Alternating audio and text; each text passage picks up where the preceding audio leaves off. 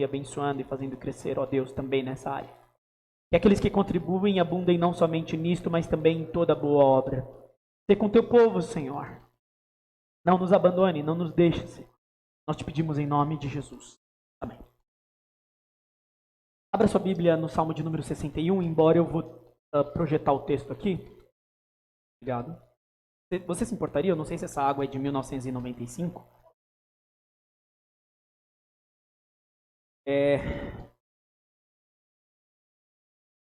Eu intitulei essa mensagem com o próprio versículo, e começa o versículo de número 2, quando o salmista diz: leva-me até a rocha que é mais alta do que eu.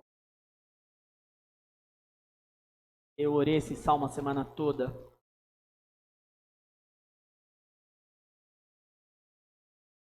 Deus sabe que nós precisamos orar isto. Nós precisamos orar este salmo. Pedirmos ao Senhor: leva-nos até a rocha que é mais alta do que eu. Wesley, você aumentou o ganho do... Verifica só se a câmera está enquadrada, por favor. Isso não é muito importante, mas eu gostaria de gravar essa mensagem. Semana passada eu nem gravei a mensagem, se foi boa, se foi. O dia que parecia a mensagem estava ficando boa, desligou tudo, perdemos a mensagem. E Deus faz isso para nos humilhar.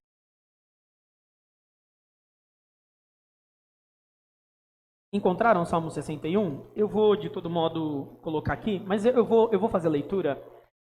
Desta vez, para a alegria do Robson, eu não vou ler na NVT. Dessa vez eu vou ler na NVI. Por razões técnicas mesmo. Eu não gostei da tradução da NVT. Eu procuro, né, esse é o modo correto de fazer o estudo bíblico, sempre consultar o texto original quando a gente precisa tirar algumas dúvidas de termos que são chave para entendimento do texto. Palavras que são chaves para o entendimento do texto, e a gente acaba comparando as versões e preferindo umas às outras. Algumas a outras. Então, o Salmo de número 61, o primeiro versículo, vamos ler o Salmo todo, são 8 versículos. O salmista diz: ouve o meu clamor, ó Deus, atenta para a minha oração. Desde os confins da terra eu clamo a ti, com o coração abatido. Põe-me a salvo na rocha mais alta do que eu. Pois tu tens sido o meu refúgio e uma torre forte contra o inimigo. Para sempre anseio habitar na tua tenda e refugiar-me no abrigo das tuas asas.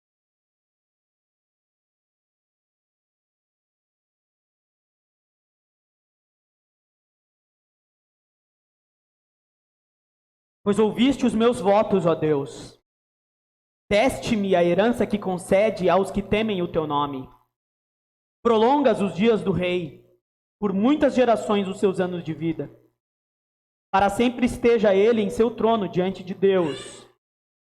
Envia o teu amor e a tua fidelidade para protegê-lo. Então sempre cantarei louvores ao teu nome, cumprindo os meus votos cada dia. Oremos ao Senhor.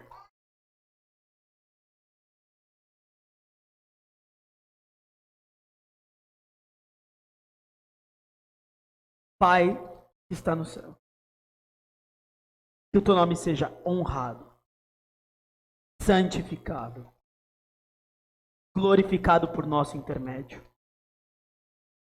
Que o teu reino venha sobre nós por meio da aprendizagem da tua palavra, da compreensão da tua palavra. Usa este salmo como o Senhor usou na vida do salmista, para nos encaminhar até o Senhor, para nos guiar até o Senhor, para nos apresentar diante do Senhor fiéis e crédulos e confiantes, fortes e encorajados e exortados. Se conosco, Senhor, enquanto lemos a Tua palavra. Espírito Santo de Deus, ilumina nossa mente para a compreensão da Tua palavra e também para a aplicação dela. Nós te pedimos, Senhor, porque precisamos, porque dependemos do Senhor para viver, para entender, para praticar. Em nome de Jesus. Vocês podem tomar nota da mensagem e a gente abre alguns minutos no fim para que vocês façam perguntas. Nós vamos estabelecer essa prática no fim das mensagens e os pregadores que se virem para responder, né? E o Robson? Tá bem. A semana passada foi dura a coisa aqui, quase não saí da igreja. O Salmo de número 61, ele tem a estrutura de um salmo de lamento.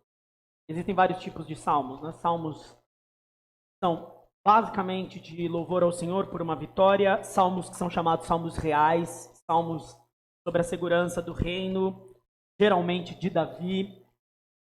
E dentre os vários salmos que nós temos também salmos de lamento. Tem uma coisa que é muito importante nos salmos e que vocês não vão encontrar em outros textos, que é a estrutura literária que eles possuem para moldarem certos aspectos das nossas orações. Você vai encontrar apenas nos salmos, exemplos de orações imprecatórias para moldar a sua ira. Porque a ira, nós conversamos na EBD sobre isso hoje, a ira, conforme a nossa natureza, é uma ira pecaminosa, mas a ira de Deus é uma ira santa. E os salmos nos ensinam a nos irarmos de maneira santa. Ensinam a moldarmos a nossa ira, moldarmos a nossa necessidade de orar ao Senhor por justiça de maneira correta, de maneira santa. E aqui nesse salmo de número 61 nós temos um salmo de lamento que nos ajuda a moldarmos o nosso lamento diante do Senhor. Aqui nesse salmo de lamento, como vários outros salmos de lamento, nós temos um caso em que o salmista começa se lamentando, ele começa clamando ao Senhor, mas ele conclui com louvor. Esse é o modo comum de composição do salmo. Isso traz uma mensagem. Esse tipo de estrutura nos lembra que geralmente o salmista começa louvando ao Senhor, mas que ele obteve alguma vitória no fim, seja qual for a vitória. Portanto, ele tem motivo para concluir a sua oração de lamento com um louvor. E é assim que ele conclui a sua oração. Ele conclui a sua oração com louvor. Neste salmo nós temos a apresentação, nos 2 primeiros versículos, do lamento. Pelo meio do caminho ele vai falar sobre a experiência dele com o Senhor, que é bastante comum, algo que nós encontramos em vários outros salmos. E no fim ele louva o Senhor e também faz um voto, sobre o que eu vou falar um pouco mais à frente. Aqui, talvez, não há certeza, porque a estrutura do salmo não dá muitas pistas. Mas é provável que o salmo tenha sido de fato escrito por Davi, e além disso, que ele tenha escrito no momento em que o seu filho Absalão perseguia. Nós temos o salmo de número 2, o salmo de número 3, que fazem forte referência ao momento que Davi fugia de Absalão, seu filho. Aliás, o título do salmo de número 2 é esse: Salmo de Davi quando fugia de Absalão, seu filho. E Absalão é um nome muito interessante.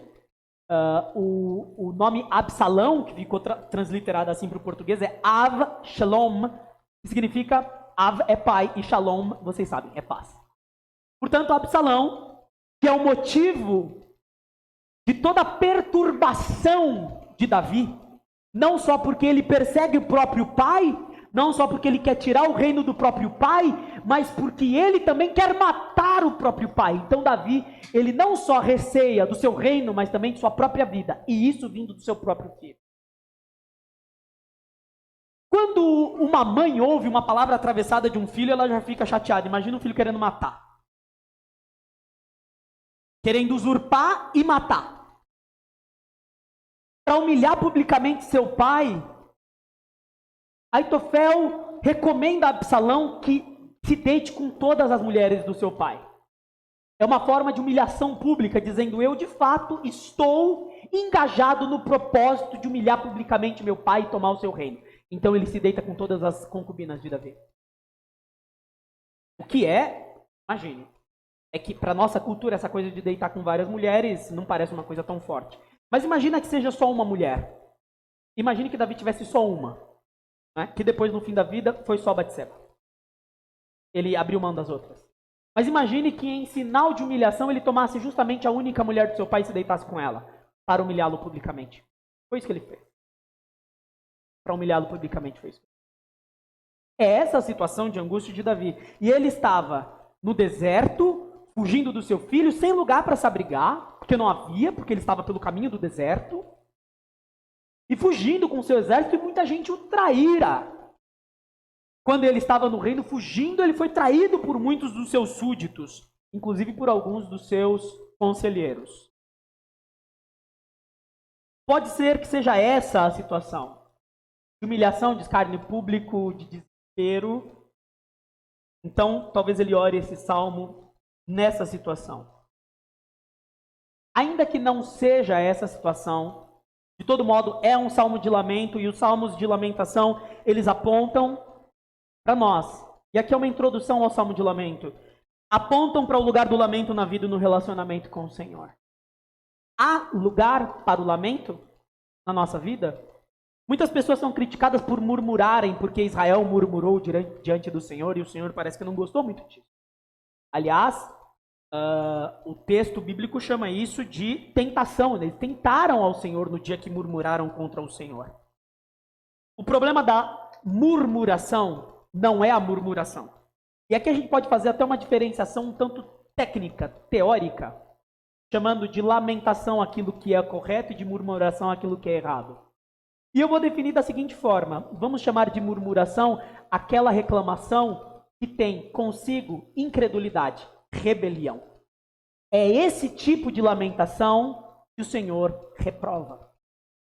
Quando Israel reclama ou murmura, o problema da reclamação, da lamentação e do murmúrio é a incredulidade, é a rebelião.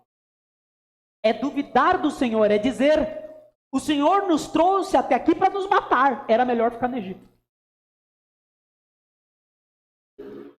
Esse tipo de reclamação Deus repudia, Deus sente repugnância. Mas o tipo de lamentação que nós temos aqui é uma lamentação voltada ao Senhor e que nunca deixa de lado, nunca prescinde da confiança no Senhor. Eu reclamo, mas reclamo confiantemente. Eu reclamo, mas reclamo cônscio de que Deus é soberano. E como lemos em Isaías, ele põe em marcha cada estrela, e como diz o Salmo, ele chama cada uma pelo seu nome. Eu reclamo, mas reclamo conscientemente que Deus governa todas as coisas e de que ele é soberano. Esse tipo de lamentação, muito pelo contrário, é muito apreciada pelo Senhor. O tipo de reclamação que Deus não se agrada é a reclamação que contém em si a incredulidade, a rebelião, que contém em si o paganismo, talvez. Como esses salmos eram públicos, então eles são demonstrações cabais de que toda a comunidade deve estar engajada na reclamação santa, que é a reclamação proveniente desses salmos de lamentação. Nós devemos suplicar. Esse salmo, portanto, como vários outros salmos, mostra que existe um lugar, irmãos e irmãs, para lamentação santa, para ira santa, para alegria santa. Os salmos exemplificam como nós podemos nos dirigir a Deus da forma correta, e nós encontramos nos salmos essa moldura. Em primeiro lugar, e aqui eu vou fazer duas pontuações sobre a lamentação. Conforme os salmos de lamentação ensinam, eles são dirigidos a Deus e não aos humanos. Esse é um problema da lamentação. Não significa que você não possa reclamar comunitariamente ou para alguém, mas significa que existe um lugar adequado para o início da lamentação, para a primeira lamentação, qual seja diante de Deus. É isso que nós encontramos na maioria dos salmos. A primeira pessoa a saber do infortúnio, da reclamação, da dor, do sofrimento interno, da revolta, é o Senhor. Olha o Salmo de Asaf, que eu gosto tanto, vocês sabem, o Salmo 73. Asaf se revolta com o ímpio porque ele estava quase a tropeçar, porque teve inveja dos arrogantes. Para quem Asaf se volta? O que é a inspiração de Asaf? Qual é a inspiração de Asaf quando ele se sente revoltado com a prosperidade dos ímpios e a sua condição não tão privilegiada? A inspiração dele, a revolta dele produzem um salmo belíssimo, que é dirigido a Deus.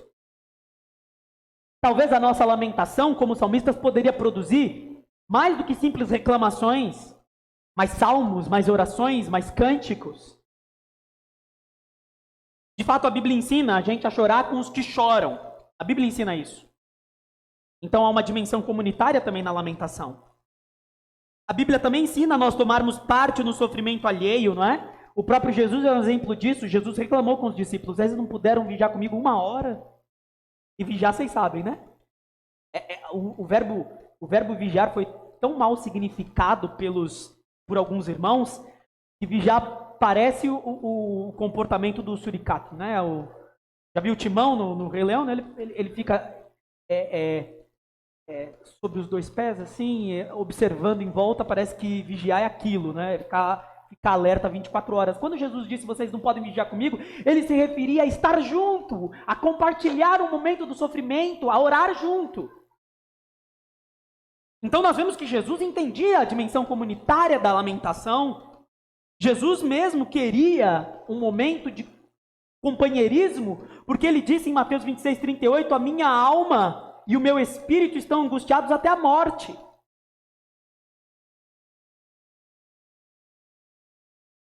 Embora haja esse aspecto coletivo, para o consolo, para a organização das ideias, as terapias ajudam nisso, não é? A terapia não é para tomar conselho como muita gente pensa, né? Eu não vou no psicólogo, ele não tem nada para me dizer.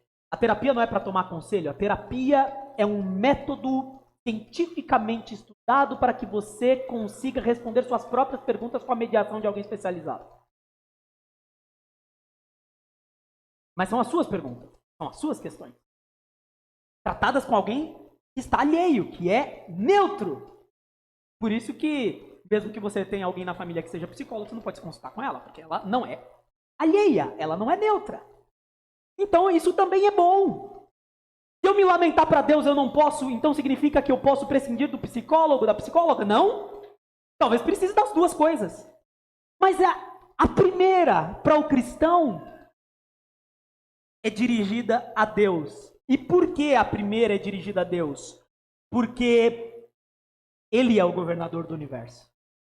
Porque Ele é o soberano Senhor. Porque Ele rege todas as coisas.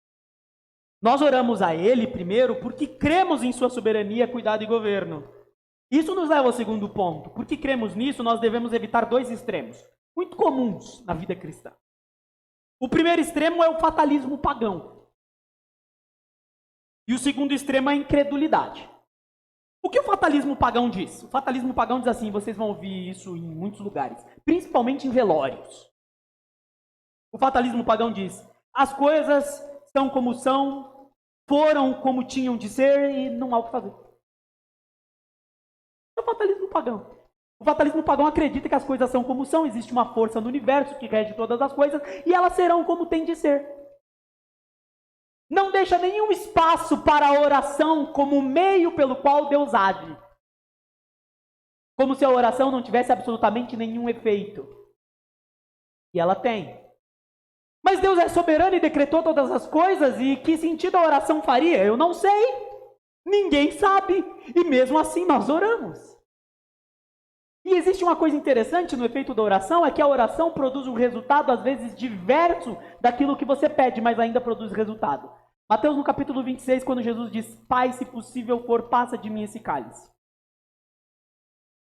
Ouvem-se grilos no Getsemane, não é? Não resposta de Deus. Mas Hebreus capítulo 5, versículo 7 diz que Jesus foi respondido. Como? De que modo? Alguém viu o Pai passando dele o cálice? Por acaso Jesus deixou de passar pela morte, morte de cruz? Não. Então, o que o escritor aos Hebreus quis dizer? Ele mesmo explica. A força que Jesus precisava era para tomar o cálice, era para beber o cálice. E a graça de Deus se manifestou sobre o Filho, enquanto o Filho orava por 3 vezes, não poucas vezes, de modo insistente e perseverante, como exemplo para nós, para que ele passasse pelo que ele tinha de passar. E daí veio a força. A resposta à oração não foi não beber o cálice, mas força e graça suficientes para bebê-lo. Então a oração produziu um resultado diverso daquele que era esperado. Mas ainda assim produziu resultado. Nós como cristãos, e eu tenho uma grande preocupação com essa cosmovisão cristã. A gente às vezes conversa com os cristãos e fala assim, gente, não é crente não. Assim, sem querer imitar o certo pastor, né? Mas as pessoas pensam coisas que você observa e percebe que são pagãs. São anticristãs. Crente que acredita em signo, né? Crente que acredita em sorte ou azar. Crente que acredita em coincidência. Isso é paganismo. E nós, como cristãos, não podemos também viver no fatalismo pagão. Olha, tinha de ser como foi, e tudo bem, vamos deixar para lá mesmo. Não é? Vocês sabem que a irmã de Lázaro era assim, né? Jesus chegou e falou assim, olha, eu vou ressuscitá-lo. Ah, eu sei, Senhor, no último dia o Senhor haverá de ressuscitar. Não, mano, vou ressuscitar agora mesmo. Sai daí. Entende? Ela falou, tinha de ser como foi mesmo, ele morreu, coisas da vida, né? Coisas da morte, afinal ele morreu. Jesus, não, eu vou mandar ele levantar de onde ele está. Não é interessante? O fatalismo, ele toma conta. O outro extremo é o da incredulidade. O outro extremo é o extremo do povo de Israel. As pessoas que voltaram sem serem condenadas quando foram espiar a terra, foram aquelas que disseram, não, os caras lá são grandes mesmo, perto deles a gente parece gafanhoto. Os caras da terra. Voltou Josué e Caleb dizendo, não, são enormes, mas vamos lá que o Senhor nos prometeu a terra, então a gente vai lutar por ela. O Senhor nos prometeu, nós vamos tê-la. E os outros? Os outros voltaram assim, sem chance, os caras são grandes para chuchu, pode esquecer, todo o nosso exército é do tamanho do Guilherme, não vai dar certo não. É com um exército com um monte de gente desse tamanho, pode esquecer. Quando eles voltaram desanimando o povo. Esse tipo de coisa é uma coisa a ser evitada. Irmãos, não é palavra positiva, eu já tentei explicar isso aqui uma vez, a gente já teve um encontro sobre isso. Não é positivismo, não é pensamento positivo, não é pensar coisas boas, não é falar coisas boas, não se trata disso. Mas se você só veicular palavras de derrota, você desanima quem está ao seu redor. E a gente precisa de força para a batalha. Não é pensamento positivo, a gente precisa de força. Às vezes a gente tem que ficar quieto para não desanimar os outros. Jó disse isso, eu não sei se vocês já viram. Jó, o primeiro amigo agora, eu não me lembro se foi Bildade, ele chega para Jó e diz assim, Jó, você fortalecia os joelhos desconjuntados, agora a gente vem a ti e você desfalece. Porque Jó era o cara que levantava o pessoal. Então nós temos que tomar cuidado com esses dois extremos. O fatalismo pagão, não tem o que fazer, não adianta orar, não adianta buscar o Senhor. E o outro extremo que é desanimar e viver em rebelião, rebeldia contra Deus. Nós precisamos crer que podemos chegar até Ele. A gente lembra, né? Deus não rejeita um coração quebrantado e contrito, é o que Davi diz. Da mesma forma, Jesus lembrou em João 6,37, aquele que vier a mim, de maneira nenhuma eu o lançarei fora. Paulo lembra, quando fala da fraqueza humana, inclusive em relação à oração, ele diz, o Espírito Santo nos ajuda em nossas fraquezas, porque não sabemos o que havemos de pedir como convém, mas o mesmo Espírito intercede por nós com gemidos inexprimíveis. Até quando a gente não sabe o que orar e não tem força para orar, o Espírito Santo media essa situação e nos ajuda. Então vale a pena. Então vale a pena o esforço.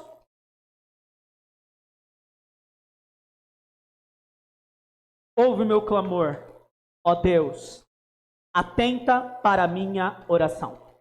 A palavra clamor significa grito com choro. Grito com choro. É um choro gritado, é um choro barulhento. Não é um clamor apenas, porque clamor a gente entende de modo muito genérico. É um pedido muito intenso, regado a lágrimas.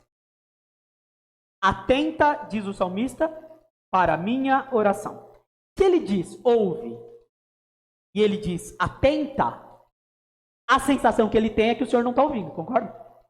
A sensação que ele tem é que o Senhor está bem longe e que o que ele está buscando talvez não vai ter resposta. Quando nós estamos bem, quando a causa não é urgente, você ora, levanta da oração e vai viver sua vida. Se o cerco dá uma apertada, aí você já ora mais uns 5 minutos do que no dia anterior. Se no terceiro dia está na situação limite, aí você vai ficar o dia inteiro no quarto orando. E você vai ter provavelmente a sensação de que o Senhor não está ouvindo. Porque quando você não tem urgência, você imagina que o Senhor ouviu e vai embora viver sua vida. Mas quando você precisa muito e você não vê nada ao seu redor que mostre que o Senhor está fazendo alguma coisa, a sua sensação é de que Ele não está ouvindo mesmo. Parece que a sensação de que o Senhor está longe, a sensação de que o Senhor não está ouvindo é maior quanto maior for a aflição. Maior é a distância do Senhor quanto maior for a aflição. Ou os momentos em que nós sentimos o Senhor mais longe, não foi nos momentos em que tivemos mais aflitos. Nos momentos em que tivemos mais aflitos, foi o momento em que nós achamos que o Senhor estava mais longe. E o salmista tem o mesmo sentimento aqui, a mesma sensação. Isso mostra que nós podemos sentir isso também. E que é humano. É humano nós termos essa sensação. Ele diz, ouve o meu clamor. A palavra ouvir, diferentemente do português, existem 2 verbos para ouvir em hebraico. O ouvir, que é ouvir som, que é a simples audição. E existe esse ouvir aqui, que significa, na verdade, obedecer ou atender. Então, quando Davi diz, Senhor, ouve a minha oração, você pode perfeitamente entender isso como atende a minha oração. Responde a minha oração. Não apenas ouvir, porque ouvir o Senhor está ouvindo, mas esse verbo não significa ouvir som, significa ouvir no sentido de atender ou de obedecer. Então, quando o Senhor diz a Israel, ouve Israel, o Senhor, vosso Deus, é o único Deus, lá em Deuteronômio, é o mesmo verbo. Shema Israel. Ouve Israel. É o mesmo verbo. Mas é no sentido de obedecer. Obedeçam, atentem a isso. E aqui ele está dizendo, Senhor, atende o meu clamor. E é um clamor com lágrimas. Atenta a minha oração. Ele está pedindo que o Senhor responda de fato, não apenas ouça. Ele está pedindo que o Senhor dê a ele solução para o problema que ele ainda vai descrever. Há uma situação de desespero emocional aqui. Ana, quando ora para ter um filho, ela tem acumulado diante de si não apenas a tristeza de não ter um filho, mas vocês sabem o contexto social da época. No mínimo, além da tristeza de não ter um filho, ela tem humilhação social. Da outra mulher do seu marido. Se ela ficasse viúva, não teria quem a sustentasse. Há uma série de problemas sociais e econômicos para a época. Mas quando ela ora num desespero tal que o sacerdote pensa que ela está o quê? Embriagada. Vocês lembram daquela mulher que está diante de Jesus Cristo e que era uma mulher da vida e que chora aos pés dele e enxuga com seus cabelos? O que os fariseus pensaram daquilo? Vocês viram que existe uma parábola relacionada a essa situação que Jesus contou, e eu já ensinei essa parábola. É uma maneira bastante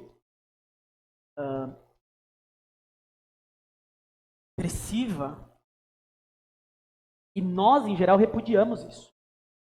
Quando a gente vê alguém muito expressivo, quando a gente vê alguém assim muito espalhafatoso, nós tendemos a repudiar, nós tendemos a desprezar, principalmente no culto. Eu vi um pastor bastante conhecido falando o dia que ele foi convidado para pregar num evento gospel.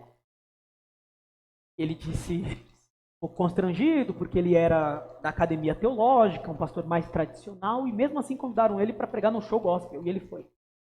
Ele disse que ficou um pouco constrangido com aquela, vocês sabem, né? Show gospel é sempre maioria pentecostal e não é pentecostal. O pessoal gosta mesmo da coisa mais animada. E ele disse que os exageros típicos, né, dessas reuniões, ele disse que se sentiu um pouco constrangido a princípio, mas viu uma moça se quebrantando e ele olhou aquilo e achou estranho a princípio, mas percebeu que era sincero. Aquela moça chorava de quebrantamento, se derramando aos pés do Senhor. Ana fez isso aqui. E aqui o salmista também está fazendo. Quando nós criamos um cristianismo, uma experiência fria, morta, indiferente, isso parece ir na contramão do que o texto bíblico ensina. O texto bíblico insiste em dizer que a experiência do relacionamento com o Senhor é algo forte. Que quando a presença do Senhor descia sobre o povo, e vocês, não sei se já comentei isso aqui, mas a palavra geralmente para a presença ou para a glória do Senhor é uma palavra que significa ao mesmo tempo peso. Essas palavras sempre têm dois significados, um mais concreto e um mais abstrato. Peso. Por que peso? Porque quando a presença do Senhor desce, o que ela provoca? Peso, a ponto de as pessoas se ajoelharem. Por isso que a presença do Senhor, a glória do Senhor é confundida com peso. Porque o peso empurra o povo para baixo. Então quando a glória do Senhor descia, o pessoal se ajoelhava.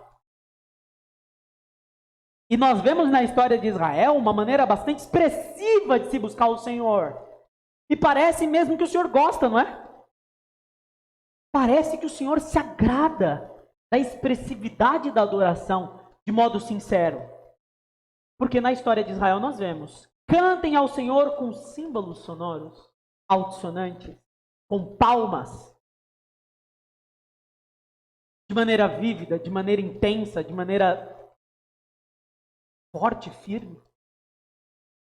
A quem compare a maneira como os cristãos se comportam, e eu fui no show do Projeto Sola, no último show do Projeto Sola em São Paulo, eu estive lá.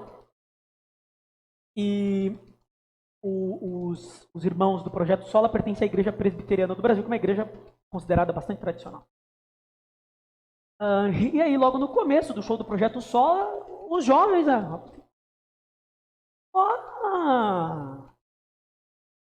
o show do Projeto Sola, né? Um show de lugar abarrotado, provavelmente de presbiterianos e batistas, que são a maioria conhecem o Projeto Sola. Todo mundo pulando. Aí eu pensei comigo, disse para a Thalita, ela deve lembrar, falei assim, no culto. No culto não pode, entende? No culto é proibido, no culto Deus não gosta, mas lá no show, que é música de crente, e músicas muito boas. Todo mundo pulando, se alegrando, batendo palma, chorando, levantando as mãos. No culto tem medo. A igreja institucional está criando essa robotização da adoração, da oração, esse desvinculação, essas palavras, da vida normal, que é você assistir uma Copa do Mundo, o Brasil fazer gol e você gritar. Gol, não vale nada aquilo para nossa vida, não muda nada, mas a gente faz, a gente grita, a gente se diverte. Mas a oração, no momento da angústia, nós nos sentimos constrangidos de gritarmos diante de Deus e de chorarmos diante de Deus e de clamarmos ao Senhor com essa intensidade. Versículo 2: desde os confins da terra eu clamo a ti. Será que Davi estava num outro país? Será que Davi estava tão distante assim?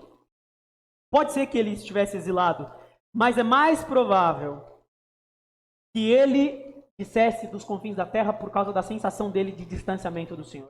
É como se ele estivesse tão longe que ele dissesse: eu estou clamando ao Senhor como se eu estivesse nos confins da terra. Como se eu estivesse do outro lado do globo em relação ao Senhor, clamando ao Senhor. E é nesses momentos que nós agimos como povo de Israel no texto de Isaías que lemos.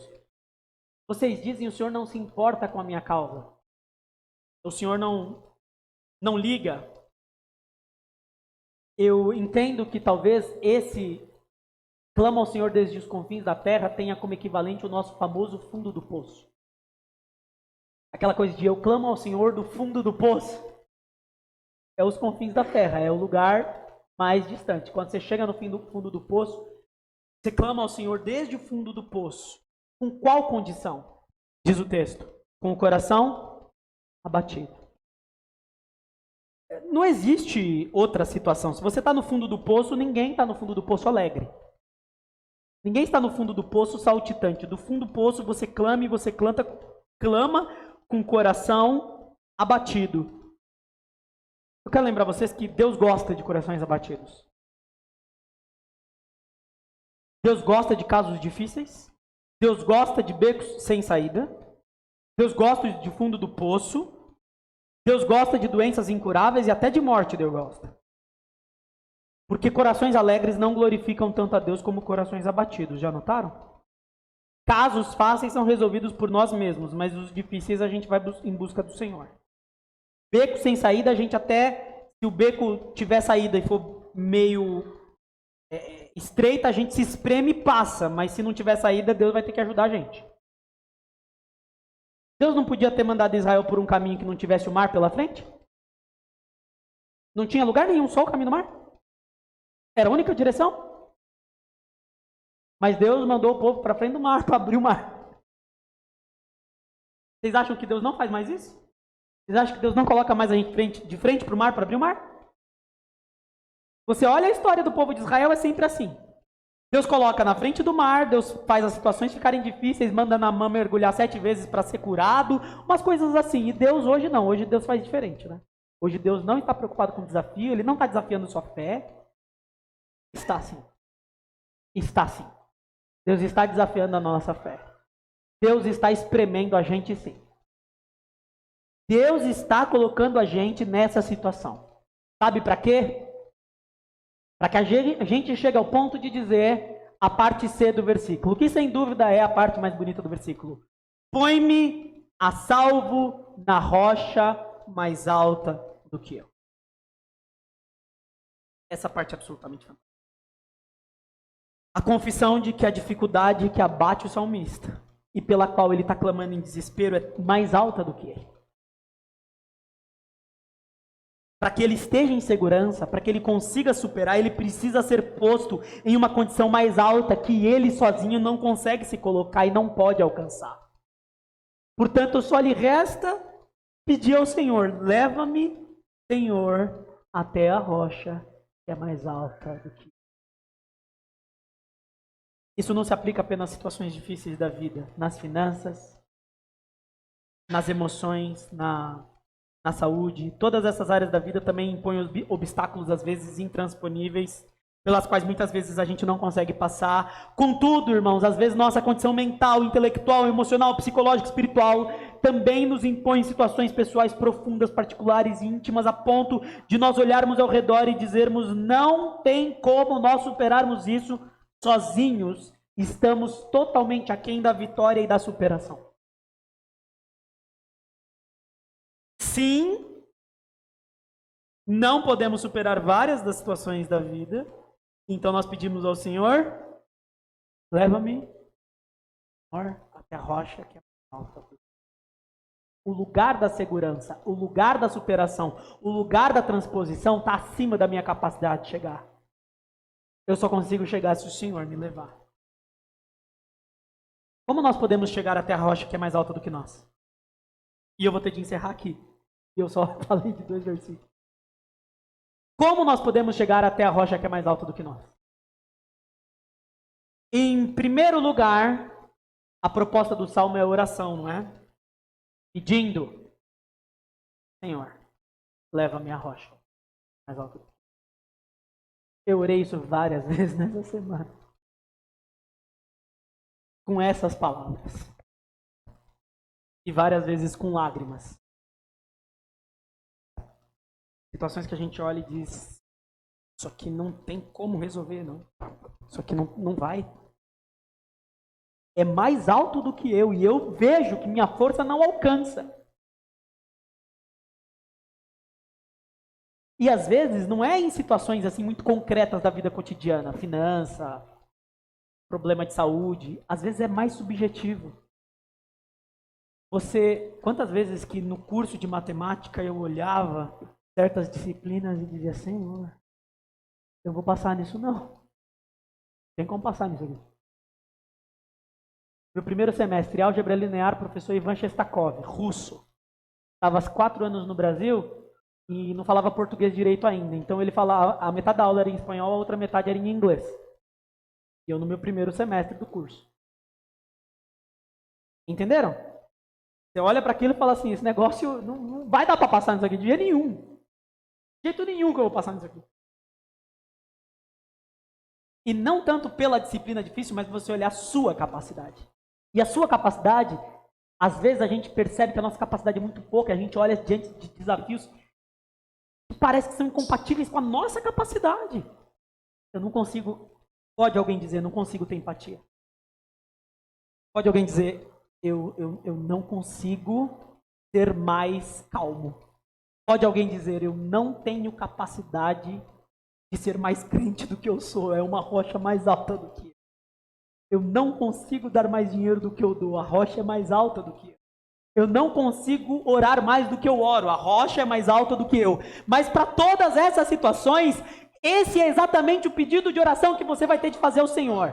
Quando você vê que uma situação é maior do que você vai dizer, Senhor, essa situação é uma situação que eu não alcanço a solução, portanto, leva-me à rocha que é mais alta do que eu.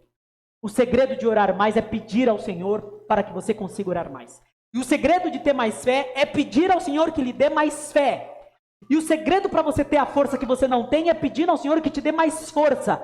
E assim por diante. Aquilo que você tem pouco, você pede ao Senhor que pode lhe dar. Porque Ele tem em suas mãos todas as coisas para nos dar.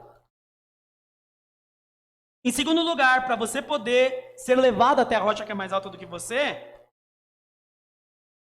precisa se levantar e enfrentar as situações após obter essa força provida pela graça de Deus. Quando Jesus orou por 3 vezes no Getsemane, ele sentou lá e ficou chorando?